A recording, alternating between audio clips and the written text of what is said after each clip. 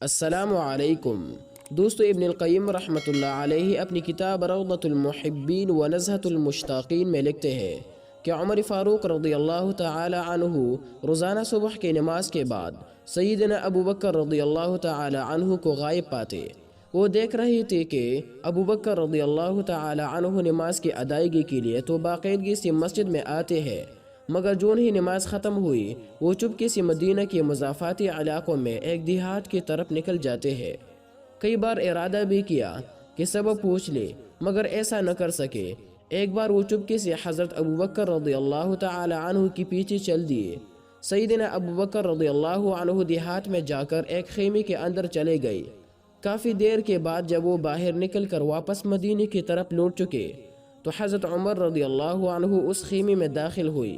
کیا دیکھتے ہیں کہ اس میں ایک بوڑھی سی عورت بیٹھی ہوئی ہے۔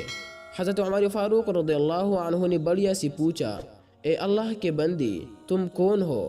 بڑیا نے جواب دیا، میں ایک نابینا اور مفلس و نادار عورت ہوں۔ ہمارے والدین ہمیں اس حال میں چھوڑ کر فوت ہو گئے ہیں کہ میرا اور ان دو لڑکیوں کا اللہ کے سوا کوئی اور آسرا نہیں ہے۔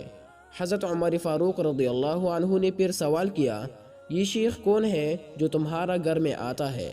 بوڑھی عورت، جو کہ حضرت ابوبکر صدیق رضی اللہ عنہ کی اصلیت نہیں جانتی تھی، اس نے جواب دیا کہ میں اس شیخ کو جانتی تو نہیں، مگر یہ روزانہ ہمارے گھر میں آ کر جھاڑو دیتا ہے، ہمارے لیے کھانا بناتا ہے اور ہماری بکریوں کا دودھ دوہ کر ہمارے لیے رکھتا اور چلا جاتا ہے۔ حضرت عمر یہ سن کر رو پڑے اور کہا، اے ابو بکر، آپ نے اپنے بعد کے آنے والے حکمرانوں کے لیے ایک تکا دینے والا امتحان کھڑا کر کے رکھ دیا ہے۔